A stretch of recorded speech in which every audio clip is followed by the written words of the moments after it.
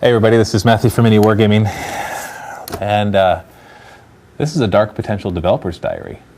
Believe it or not, you probably already knew that because you read the title and you're smart enough to realize that's what it is. Anyways, today is January 23rd, 2012. I haven't done one of these for a few months, and this one is going to be random. It's going to be a conglomeration of a lot of things coming together. So I understand if a lot of you just end up trailing off and not watching the whole thing, but I need to organize my thoughts because, hold on, the camera needs to be a little higher. If you've never seen one of these before, they're informal discussions. Well, I say discussions, obviously it's just me talking because it's not a live show. For Dark Potential, which is our post-apocalyptic science fiction game. And right now, I know we've been talking about trying to get the rule base and everything down. I want to take a step back, and I just want to start to get some art done. I've been just itching to work at it, but I have not been able to touch it because if you're really going to be somebody who's going to follow it closely, then you need to understand this. This is a side project. This is a dream. This is something I hope that we're going to be able to produce, and maybe it'll become the main focus of MiniWarGaming over the years to come. I'm not sure if you know this, but Games Workshop actually started off as a retail store selling miniatures for Dungeons & Dragons, and then they developed their game system, Warhammer Fantasy, based on the idea that they wanted people to be able to use all these miniatures in a game rather than just using a few of them in your RPGs. And so they started off as a retailer selling somebody else's products, and then look where they are now. Now, I'm not necessarily saying that I want to be Games Workshop, and I dropped my pen. But I wouldn't mind being in them in their size and success. Maybe just not a public company that kind of drives the way that their culture is in a way that's not the best. But anyway, but I'm just saying it's promising seeing that there's a company like that 30 years ago, who were in our position as a retail store and then decided to grow from there and really pioneered the wargaming market. Even if they aren't the first, they really did make it more popular. Anyway, but the problem is, if you haven't noticed, we've been producing a lot of videos, a lot of battle reports, especially for Warhammer 40K. Dave has been busy. He's actually been producing more battle reports. We've even hired new people to create more videos. Our goal this year, 2012, their goals don't even involve Dark Potential because it's not anything that we can really predict how much money it can make us. And in the end, this is a business. We're only in our 5th year of business with MiniWarGaming. So we can't afford to dump tons of money into something that could be risky. And so instead, I have to do it carefully and on the side and with my own time and with not as much money as I'd like to be able to put into it. But we have ways that we're going to discuss that. I want to talk about fundraising for it. People have said that they'd be willing to help out. And so there's got to be some sort of fundraiser that we can do for that. I know people have suggested the one website. I can't remember what it's called. But it basically is where people can post artistic projects, and then people can donate money to it. Now, I can't do that because I'm in Canada, and the one website that everybody suggests, Kickstarter, that's what it is, Kickstarter.com. That one is right now only works for Americans. I'll have to double check it today because I actually haven't looked at it for a few months. Maybe because they said that they were going to try to make it more international. But right now, the last time I checked, only Americans can create a project. Anybody can donate, but only Americans can. It's probably something to do with all the legalities of it. But still, the fact that people are suggesting that tells me that people are willing to. I just don't know how much. Like when I say we have a following of Dark Potential, it's not tons and tons of people. Like we get hundreds of people watching the video, sometimes thousands. And then on the forums, we get probably less than 100 people who were really active on there. It's obviously fallen a bit by the wayside. There's not as much discussion, and that's simply because I haven't been contributing, and I fully understand that.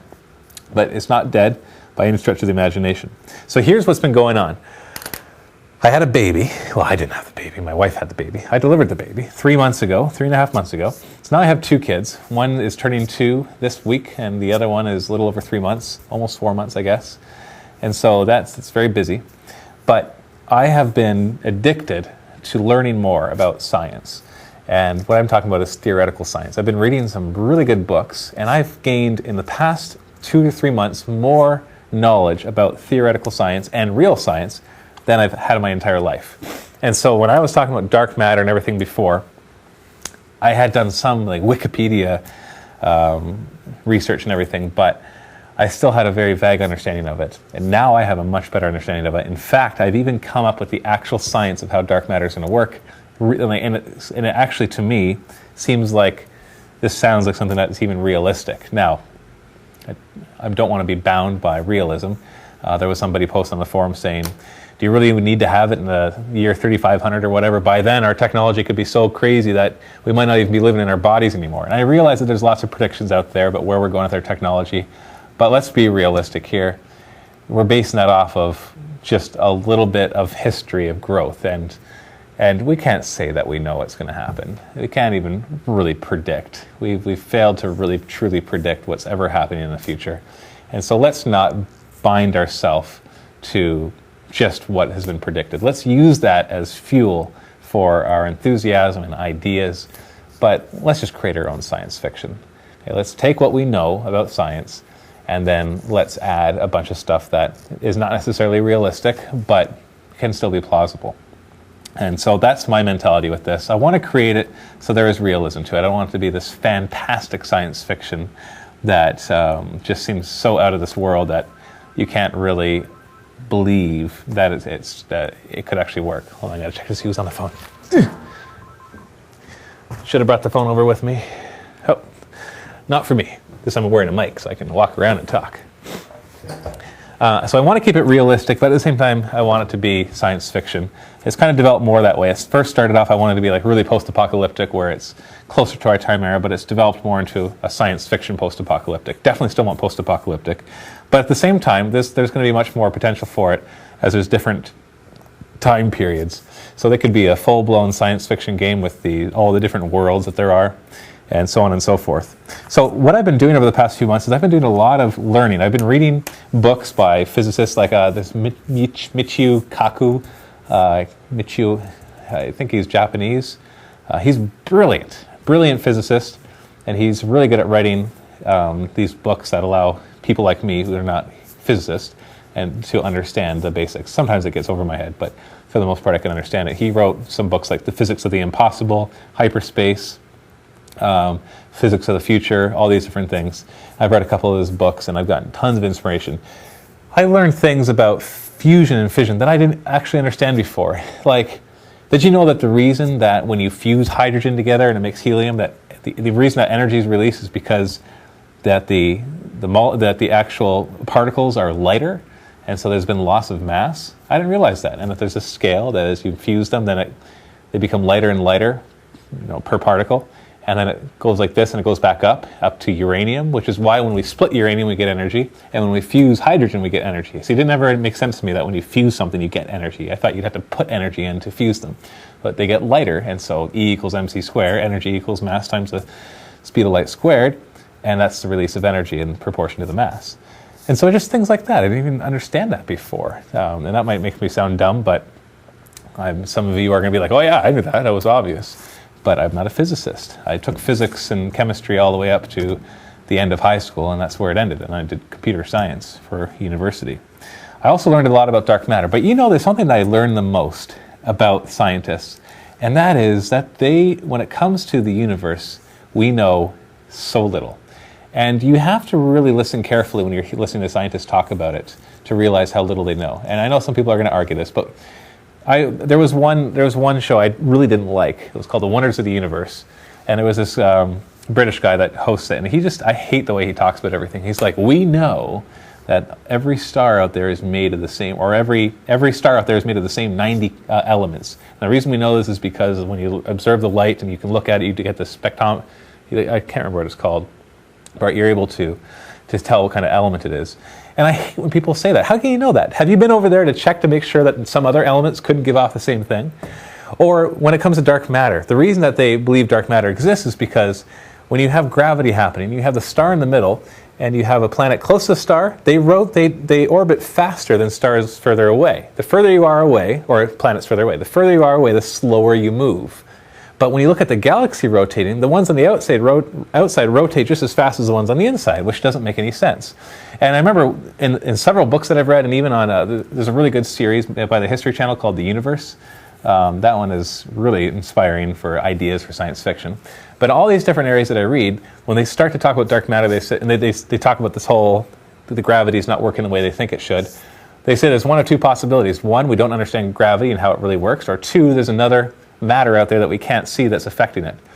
And why can't it be the first one then? We always seem to ignore that. It's like, maybe we don't understand gravity, which is unlikely, or there's another piece of matter we just can't see. So they search for this invisible matter that doesn't react with anything except gravity, and they've yet to discover it. Maybe they're right, maybe dark matter exists, or maybe gravity just doesn't work the way it does. Newton had his idea of how gravity worked, and his was not complete. It wasn't completely wrong, but it wasn't complete because he had limited technology to observe the world around him.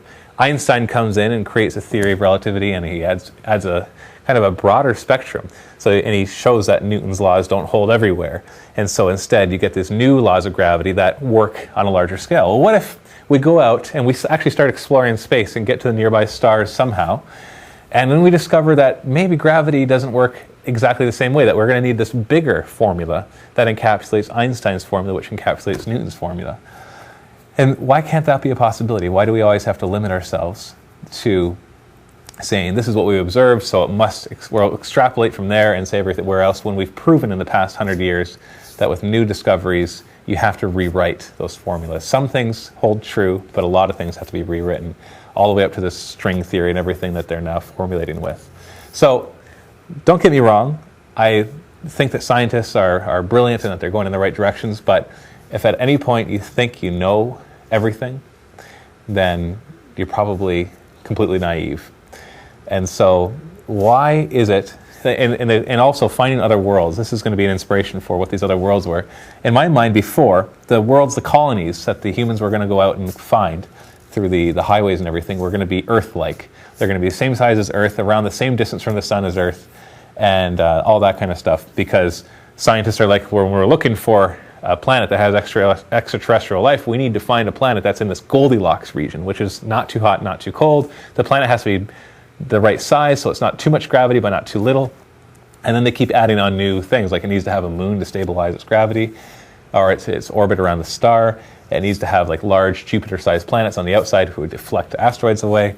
And then the more they keep adding to this. But what if it doesn't work that way? What if gravity isn't constant according to mass?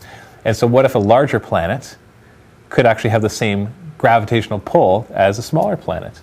And you say, well, that's impossible because of what we've observed. But we've observed that the galaxy does not turn according to what our gravitational formulas tell us it should. So we've already proven ourselves that something's wrong. There's something that we don't know. So in science fiction, we can explore those possibilities. And so now I've all of a sudden got all these different ideas for different kinds of worlds that don't necessarily fall under this cookie cutter. Like you get Star Trek, Star Wars. They're all cool in their own sense. And I love them both, by the way, except for the new Star Wars movies, but we won't get into that. But at the same time, I think their big flaw is the imagination of the species and the worlds. Like you get a desert world and a forest moon and an ice world. They just basically take one geographic region of the Earth and make that an entire world. And but those worlds are still the same gravity, the same size as Earth. And that makes for an easy setting. And they get cool things like Coruscant with the planet-sized city and all that. That's really cool. They've got neat sci-fi, but then all their aliens, not as much Star Wars as Star Trek. All the aliens are humanoid. They all pretty much look just like humans, just different shapes, sizes, colors, maybe some different abilities like telepathy, or they're stronger, they're weaker, they're smarter, they're dumber, whatever happens to be. But it still seems to be kind of this cookie cutter thing, that the worlds are all like Earth, with some exceptions, and they might be extremes in certain areas, and the people are all like humans. But what if it's not like that? What if we find life in the weirdest places here on Earth, down at the depths of the ocean, in the darkest places of the Earth, that life should not be able to exist according to our observations, and all of a sudden we discover life that can exist in these extreme circumstances. So why can't other life evolve? So we're still basing even that, not even having a discussion whether evolution is right or wrong. Just like if you're going to say that it works, then why can't it work in more extreme circumstances? Or why can it work in different circumstances? Why does it always have to evolve the way we have it here? And so I want to kind of take it in that direction. And so the Xanthos can be more fantastic. The animal race can be more fantastic. And we've gotten some really cool ideas for members of the forum from before that I want to start incorporating. But most importantly, what I want to tell you right now is that I want to start creating the art for this. And the reason I said that, we're not necessarily ready for the game. Like game mechanics, who cares about the fluff? Like the fluff can help drive the mechanics to a point, but in the end, mechanics are mechanics. You roll the hit, you roll the wound, you figure out how you're going to do all of that. Maybe you're going to come up with something unique that is more tactical. But in the end, it's all the same idea. Games are the same idea. If you really boil down board games, it's the graphics, it's the art, it's the concept around it that is really what drives the funness of the game. And then the mechanics help as well. So mechanics, I think, are going to be easy compared to really developing a world that is real, a world that we can immerse ourselves in. And in order to have this world that we can immerse ourselves in, we need to see it. We need that artwork. And so I've already got some pictures in my mind. Like I know that the Earth in this post-apocalyptic time, because there's going to be different eras. There's going to be, and that we can make you can even make miniature games in these different eras. There's going to be the post-apocalyptic one, 100 years after most of humanity's wiped out, and we're left on Earth with no contact with the other planets. And so the other planets don't even come into play in this one game. And it's about all these factions struggling for survival. And so there's a look to that, but I don't want it to be like the Fallout look of an irradiated brown world. Instead, it's going to be a nature reclaiming kind of thing. Everything's going to be green. Skyscrapers will be covered in plants, and they're some of them will be toppled over because of decay. It won't be so much war torn as it will just be abandoned for long enough that things are starting to fall apart. And I get a lot of inspiration for that from series like Life After Humans. From I think that's the History Channel or National Geographic. A lot of these series in National Geographic and the History Channel are wonderful for inspiration because they use computer animation, and it's getting better so that you can visualize it, and it's just tantalizing to see their imagery. And so I envision this green world where humans are trying to claim things again and grow, and then you got the salvagers, or whatever we're going to call the collectors. And then you still have pockets of Xanthos who have crash landed and with their ships and their technology, and they're trying to reclaim. And then you've got bandits and reclaimers, the guys who live around in orbit. We've got ideas for that actually that might actually change them up a bit, because just the way the dark matter technology is going to work. And there's been ideas for the bandits and all that to make them have more flavor. Like one person had the idea to make them this religious fanatical group. I'm not sure if I want to have a religious faction, just because I'm very religious, and so not that I'm worried about blasphemy or anything like that, but it just tends to go too far, I find, when it comes to these religious kind of groups. So not that religion has to be left out of the game completely. People are going to believe in certain things, right? But I don't know if I want like this whole zealot kind of, we're going to go to war with fighting for our gods and have crosses on everything, just like you see pretty much every game has that. 40K is full of it, Fantasy's full of it, even War Machine is full of it. It has the Protector to Menoth, and they're all about cleansing flame and fire, and that's fine. It adds an interesting side to it, but I don't know if I really want that. So, but we still do need to figure out some sort of flavor for the corporation and the bandits that is more than just they're humans, and that's it. I wanted to have something more interesting, but at the same time, something still real. Gritty is probably the wrong word to use because it's a green world, right? I don't want it to be this dying world like you see in the Book of Eli or Fallout. I want it to be more green. I'll take a break for a second. I'll be right back. Okay, I'm back. So, as I was saying before, I've kind of lost my train of thought because I had to leave for a few minutes. But where I'm at right now, here's what I want to happen. I just posted a video up on YouTube today. Now, mind you, this video might be posted tomorrow. I'm not quite sure. Talking about job openings for MiniWarGaming. And this is in a few different areas. Like we want more people to create videos, like battle reports, tutorials, and all that. But I also posted up that I'm looking for artists, conceptual artists, sculptors, whatever. Everything that's involved in going from the beginning stages of the graphic design all the way to creating miniatures. Because I want to start getting that together. And so that's the next stage. I'm looking for that. So if you're an artist, a concept artist or sculptor or whatever, then go check out miniwargaming.com/jobs if you want to get involved.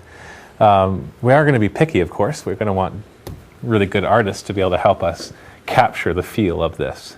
And I need it too. It's going to be kind of a bit of a paradoxical thing where I'll need the artists to show me the concepts, but they're going to need me to show them the concepts to make the art. And so we're going to have to work together. So it should be an interesting process. I've had one concept artist that has worked with me already. They've actually been doing it for free because they just wanted to work for their portfolio, and they've been doing really well. They were developing some of the stuff for the scavengers or the collectors. I can't actually remember what we called them, collectors or scavengers. Obviously, it's still up in the air. Everything's up in the air still. So if you're on the forums and somebody says to you, that's not the way it's going to be, you can tell them, Matthew said in his latest Dark Potential Developer Diary, that nothing is set in stone yet. Obviously, the basic concepts are there, but things can still really change. So let me just give you a brief overview then of where I see everything. The Zlanthos are an alien race that basically terraformed or lanthoformed or whatever you want to call it, a bunch of different planets, and so that they could live on them. For whatever reason, they no longer were there when humans discovered them. Humans discovered these highways, which were basically, they're kind of like wormholes, except that they're obviously not naturally occurring. They were created, they were put there, and they follow those and they find these nicely prepared worlds. And we're going to have to kind of make it, just for the sake of the story, that human biology and the Zlanthos biology do work together. So maybe we will have to put into the science fiction that as much as things might develop differently, like you look at the Earth's biology, DNA, the basic DNA is there, but when you look at the animal life and plant life, you have tons of diversity. You have some crazy looking animals. Like if you really think about what an octopus looks like, an octopus is pretty weird looking. You're just used to it. And so we can still have aliens that don't look anything like us, but their DNA is still similar enough. Not that we could reproduce together, because we can't reproduce with any other species on this planet except for our own. But at least whatever they might consider food, we might be able to consider food, or at least they'll breathe oxygen and expel carbon dioxide. Like we'll have those basic things the same. But other than that, when we arrive at these worlds, they're habitable, but everything is alien. They're vegetation, they're animals and everything. And so then the humans start bringing back and forth all of these. And so some human or some Earth life is on these planets and vice versa. And so that can create some interesting things too. And they discover these animals that are a little more intelligent, and this is going to be the animal, the faction. Now the animal faction, what they're going to be is kind of up in the air. Right now I think the Zlanthos are going to have created them. They're going to be part of the terraforming process to a point.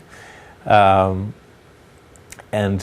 what that means exactly, I'm not 100% sure, but the basic idea is that they were engineered by these Zlanthos. The Zlanthos are going to be far ahead of us in technology, and that's fine. It'll create some interesting things. So they'll have all sorts of technology that we don't even have anywhere near at the time of the game. So the animal faction, they're more intelligent, but they're still subdued by humans because they're outnumbered. But then in the world after humans are killed off, mostly they can kind of find their own niche in that society. But that they're not intelligent enough to really communicate with humans, like talking back and forth. But they're intelligent enough to herd other animals and farm them and things like that, things that you wouldn't expect from animals. And so you have those are the three factions right there. We have the Reclaimers who live in orbit. Originally they're going to be living in low gravity, but now I realize with the new way that I'm doing dark matter, it might actually be very low energy for them to easily have artificial gravity, in which case they might not have that aspect of them. Humans overall are going to be genetically enhanced between now and when the game happens. Not like superpowers or mutants or anything like that, but more, we've become a hardier, more survivable race. They're immune to more diseases. Maybe our eyesight and senses are a little better than they used to be, but not like, we're not getting into mutants and that kind of stuff, but more small genetic modifications that add up over time. And so humans are actually a much more survivable race, which is how they were able to survive this big cataclysm of this virus that was released. And the Zlanthos underestimated that when they created the genetic virus, and it wasn't able to quite latch onto all of our DNA because our DNA had become too diversified because of the changes that had been happening over those hundreds of years. So in a sense, we artificially evolved. You might not notice much of a difference in our look, but there are just things that allow us to survive better. And then you got other factions, like the humans themselves are going to have different factions, like the bandits. When I say the bandits, I don't like calling them the bandits because it gives the right idea of what I'm looking for, but I don't just want the simple bandit race. Or maybe I do, I'm not sure. Maybe that archetype will fit well, maybe not. And then the main good human faction, at least in the area that we're going to be developing, because obviously there could be tons of different human factions. Everybody's developing kind of in their own little pockets. There's an infinite number of factions we can create. So maybe what I need to do is just kind of come up with a general technology, and then we can create factions out of that. But there's something to be said about creating specific factions as opposed to generic factions that can really help spark the imagination. And I think one of Warhammer 40k's successes, or of their success, and one of the reasons is due to the fact that they've created specific enough races that have enough diversity that people can do what they want with them, or paint them however they want. You get like Tyranids who are specifically this way, but you can paint them however you want because they're different hive fleets, or Space Marines who are specifically this way, but you can paint them however you want because you can make your own chapter. And so I want it to be like that, whereas War Machine, I find, you can paint them however you want, but it's not going to feel like the way they're supposed to be. Like Khador are red, the Protectorate are the white and purple, the Signar are blue, the Cricks are a gray-green. Like that's just the way they really are. The world is small enough that they can just be that one way. You can paint them however you want, but it just never quite feels like the way that they should be. Whereas in 40k, you can paint them however you want, and that's actually the way they can be. Unless you want to be Ultramarines, then you have to paint them blue. Or you want to be Blood Angels, then you should paint them red, that kind of thing.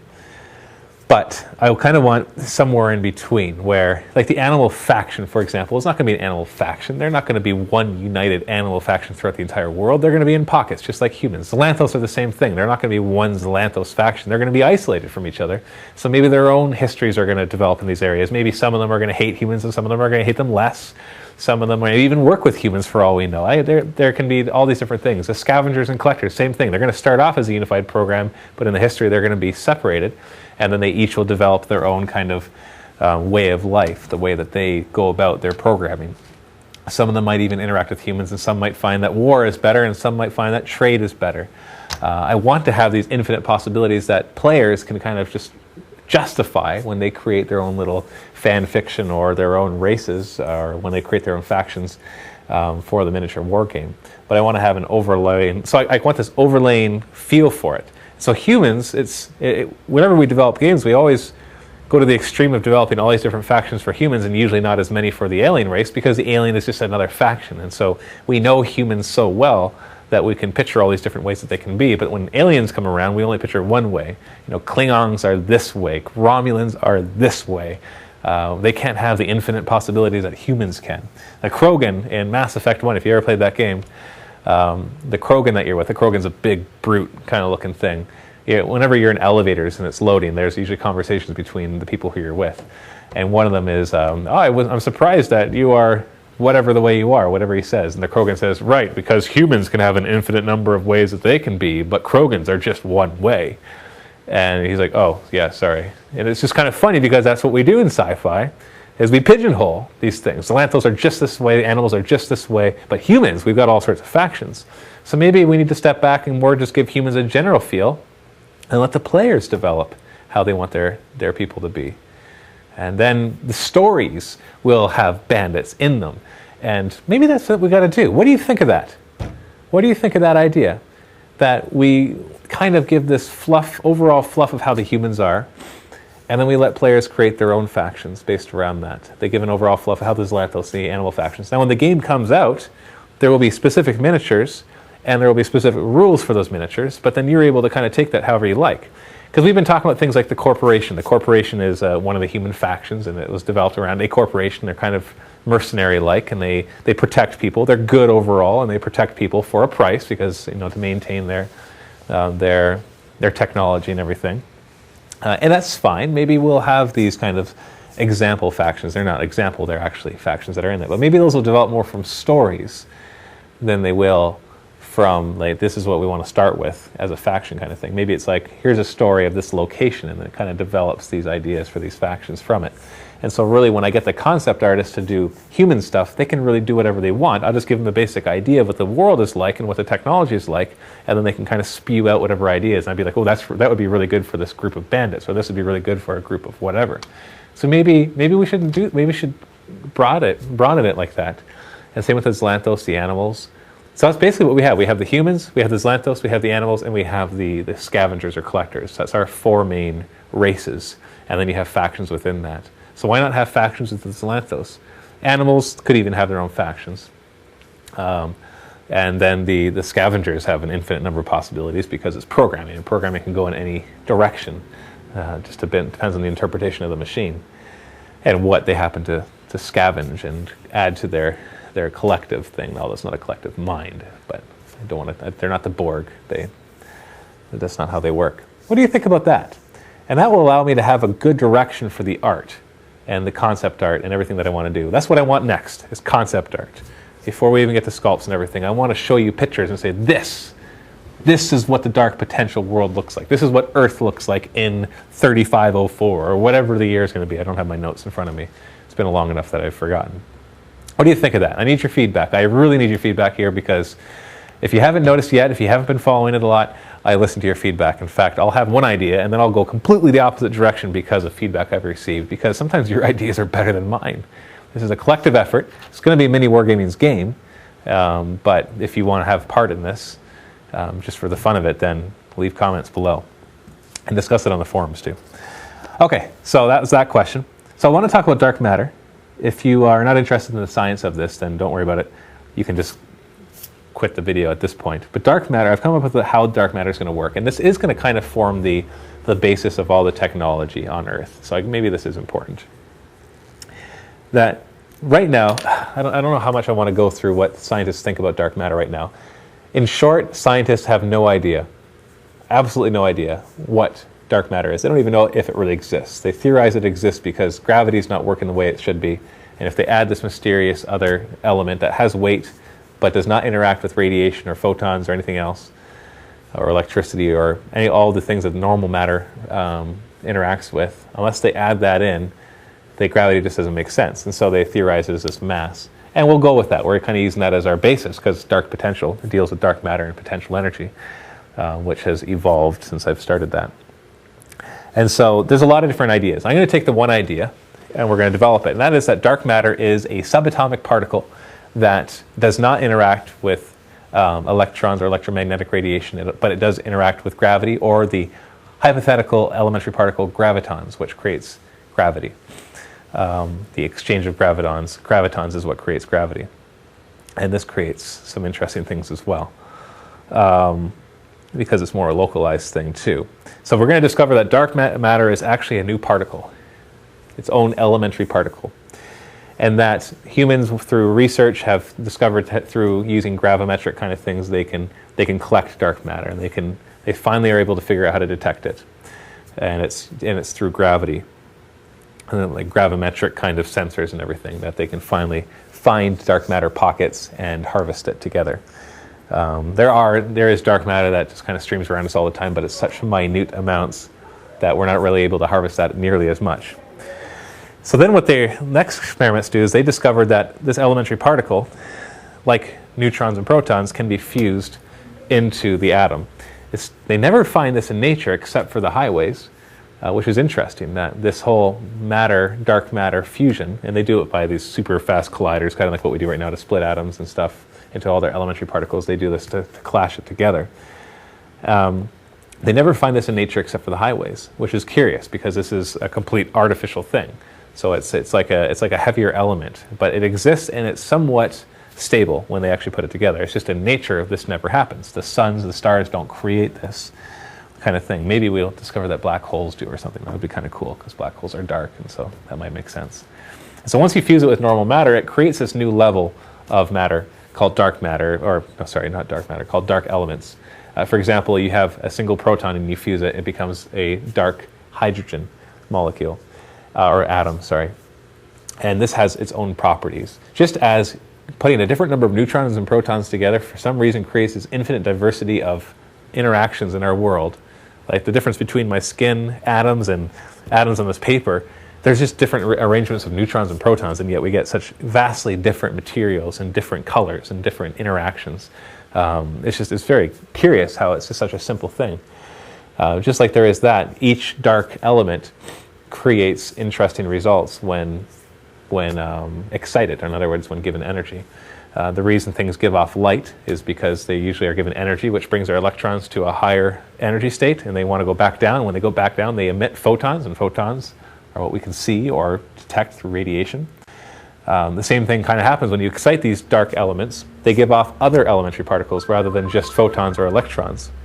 Right now, that we're really good at manipulating electromagnetic force. We're very good at manipulating that. We can create light. The fact that we have light in this room, part of it's from the sun, but part of it is because we have learned that we can have a way to conduct electrons, an elementary particle, through a certain material. These are fluorescent lights. I can't remember exactly what the gas inside of them is, but when you put the electrons through that material, it excites the atoms or the molecules in there, and they will raise and lower their energy levels, and as they lower them, they emit photons, which is part of electromagnetic forces. And so we're good at that. We can make engines. We can make motors by using magnets. All these things are because of the electromagnetic force. So we have become, I wouldn't say masters of that, but we've become very well versed in how to use that. We use electricity to create magnetism, and we use magnetism to create electricity. And most of our power sources, no matter how complex they get, really come down to to heating up water to create steam to turn turbines. We split the uranium atom to create this immense amount of energy so we can heat up water and then rotate turbines. You can do that by hand as well. So all this technology that we have really comes to this whole rotation. There's very little energy sources that we have today that don't deal with that. You do have things like the photoelectric cells or voltaic cells, the solar energy and all of that. So when you excite normal matter, it emits photons and radiation. When you excite these dark elements, it does something different. It emits different elementary particles. And scientists today, real science, theorize that these different elementary particles are responsible for the different forces. For example, quarks and gluons especially, are responsible. The exchange of gluons is what keeps quarks together, and when quarks are together, they form neutrons and protons. And so if you could control that gluon emission and absorption, just like we can control electron emission and absorption and photon emission and absorption, all of a sudden you could control that nuclear bond. Gravitons are the theoretical elementary element, or elementary particle, that exchange between two bodies that creates that gravitational pull. And so if you can manipulate gravitons, emitting more of them or soaking up more of them, you could affect gravitational forces. And so on and so forth. You got your weak nuclear force, your strong nuclear force, your electromagnetic force, and you have your gravity. And then there's another one, the Higgs boson, that is another elementary particle that scientists theorize. They haven't found it, but they theorize it exists, and that it actually affects the mass of something. So all of a sudden we can use dark elements to change the mass of an object without changing its size. So I could use it theoretically, if we had the technology, to lower my weight without changing the way I look, or increasing my weight without changing the way I look. If you've ever read Mistborn, that kind of brings some ideas there. It's a really good fantasy novels. There's a series of them, actually. Mistborn by Brandon Sanderson. Awesome fantasy reading. Anyways, they have abilities it's fantasy and magic, but they have abilities, some of them, the frucomist, to store their weight. So when they're storing it, they're lighter, and then they can draw on it and become heavier, but it's all proportionate. Well, if we can control the emission and absorption of Higgs bosons, then theoretically, we could control the different masses of objects. And that can create some interesting weaponry and also some interesting technology. And so if we have control over these by making not just dark hydrogen, but dark helium, you take two dark hydrogens and fuse them together to make dark helium. And then if you can control gravity, the reason the sun is able to have its nuclear reactions in fusing hydrogen to helium and all the way up is because of gravity. It does it because it has such an immense amount of mass that it creates this hot core, which is hot enough to be able to fuse hydrogen. Well, what if you could just control gravity? You could do that with a smaller amount and in a safe environment. So all of a sudden we get dark fusion, as we're going to call it. Dark fusion will be the power source of pretty much everything in the future. And the great thing about it is that we don't need generators. We don't need things that turn. We don't need moving parts. Because why do we need moving parts? Well, it's because as you move those magnets around, it creates an electric field that pushes electrons around, and the electrons will then move and they go down the wire, and then you have then you capture those electrons into your application or your appliances and everything, and they do what they want with it. Computers will throw it through their circuitry to make all their different calculations. Heaters will slow it down in their resistors so they'll emit heat. Lights will have it go through some gases or through filaments to emit light. We do all sorts of things, all based off of just hurling electrons around. Well, what if we could just control that, and when we fuse the materials together, they gave off the thing that we wanted it to, rather than having to give off electrons, which we then convert into something else? Why couldn't we do that? And that's what we're going to be able to do with this dark matter. And they can also open up, because they affect gravity and everything else, they can open up these tears in space-time, which is a whole other subject, which I'm not going to go over here. But we're not able to do that in a proper environment. We're never able to create something that is stable enough to send more than a molecule through. They learn teleportation, basically, but are not able to do anything larger than an atom. And I'm talking real teleportation, not the quantum teleportation, if you're familiar with what that is. Not copying an object, but literally moving it from one spot to the next. But then they find these highways which operate under the principles of dark matter, and they have these they're almost like they're definitely artificial. They've got these conduits created that tear through space-time, and people are able to enter them if they also find. They have to do more than just find the spot. They have to activate it with the right kind of emission of the different kinds of dark elements. And so you put that into the ship, and boom, it can enter that kind of wormhole kind of thing. It's the highway. And as you go through it, you can actually see the technology that's created that kind of holds this tunnel in place, these highways in place that allow you to move quickly throughout the galaxy and visit these other planets. And so humans are not able to create these. Turns out that the Xanthos didn't even create them either. They're from even longer before that. Or maybe Xanthos will have made them, because people are like, well, that's just like Halo, because you got the Forerunners. And if you want to say that, that's fine, but maybe I do have to steer away from that because Halo is so popular. Got to be careful not to copy the popular ones, because they've copied everybody else's. Stargate does the same idea.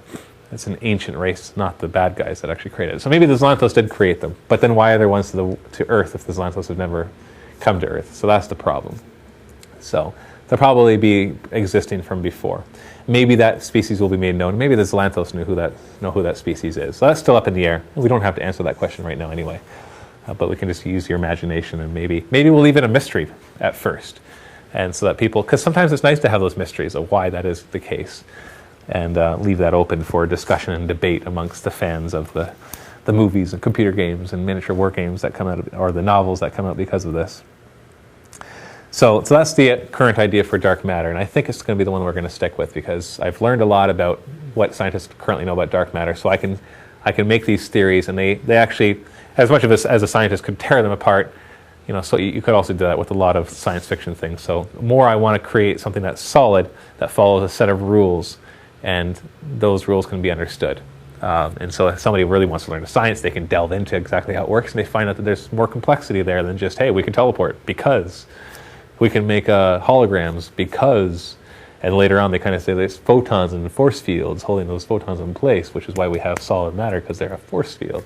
It's like, that's great. So how does that work? I want there to be something solid behind it for those who want to delve deeper into it. For those who don't, all they see is the effects of it. They see, hey, I can manipulate electromagnetism and gravity and weight, or mass, not weight, but same idea. Crazy stuff, I know. If you're still with me, hopefully that was semi-interesting. I've been wanting to talk about that for a while. And then lastly, the world, like I talked about this before, the worlds. I've got all sorts of ideas for these worlds and what they can be like. And I don't want them to be like Star Wars worlds, where it's just, here's our desert world, and I want them to be diverse, each of them diverse. But I want them to be in these unique situations. Like, some of them will be bigger than what we'd expect, some of them will be much smaller, and yet still have the same gravity due to the fact that gravity is not constant. Some of them will have crazy things happening, like an Avatar, these things that are floating. Maybe that's because when the Xanthos were there, they were having dark elements. Or maybe dark elements do occur naturally in some of these planets, and that creates these weird scientific oddities that, once we learn more about dark elements and dark matter, then it makes sense. But until then, it looks mystical and magical. Just kind of like Avatar. I love the world of Avatar. Pandora's, whatever it's called. I don't like the name of the element, unobtainium. That's kind of dumb. But anyways, I guess they're not the only sci-fi to use that name. I was just looking up on Wikipedia the other day, and I saw that other places had used unobtainium too, which is kind of retarded. It's unobtainium, but you obtained it, so it's obtainium. That's what it should be called. Anyway, and just things like pulsars. What if a planet actually did exist? They've apparently discovered a couple planets that exist around a pulsar. The pulsar is a dead star. It's a neutron star. It's so compact that the neutrons are almost touching, or they are touching, and it pulses with some immense amounts of radiation. What if these planets, there was some natural occurrence, or heck, maybe the Xanthos terraformed them in such a way that you could actually live on them. And so you lived on this planet that was always kind of in twilight and had these pulsars going around, but it was equipped to be able to do that. What if there's some crazy thing like that? Or maybe that's where the Xanthos came from, and it used to be a planet until it went supernova, and they somehow used their technology to keep it alive. And maybe that explains their years of evolution and being able to have their telepathy or their other sense where radiation is used, and they're able to manipulate that, and it becomes part of their genetic structure. Who knows? All these neat ideas can be developed over the years. For now, we need a concept of what does Xanthos look like, what the technology is in the world, and what the world looks like as well, which is why I need artists. I'll bring that up again. So we are at that stage. If you have ideas too of how I can kind of fundraise, I'd love to hear those. Leave a comment below. Also, you can start a topic on the forums in the Dark Potential section about how to fundraise, and throw your ideas around, and then I'll take one of those. And we will see how much money we can create to then put into this. Because that's what I'm going to have to base it off of. I'm not going to be able to pull a lot of money from MiniWarGaming because it's got a lot of things it's investing in right now too, in growing MiniWarGaming, and I can't sacrifice that to grow this because we don't know how far this will go. So your patience will be wonderfully accepted as we go through this process. There's going to be ebbs and flows. I'm going to be gung-ho about it sometimes. I'm going to have to pull back sometimes as I get busy with other things. We got like our Apocalypticon coming up in the summer where we're going to try to do a 1,000,000-point apocalypse game for Warhammer 40k. And we're going to be doing 40k leagues and other battle report leagues pretty soon. So some interesting things we'll be developing. If you're still with me here, you're one of the few who are devout followers. I'm just joking. That you actually like to listen to me ramble about these science fiction things and kind of see the genesis of a game. I'm hoping that you'll see a genesis of a game. So I'm going to leave it off here. Leave your comments below, everything you think about everything I said. You can disagree with the science and everything, but just realize this is science fiction, so we have artistic license to do what we want to do with it. This is Matthew from MiniWarGaming. Happy wargaming.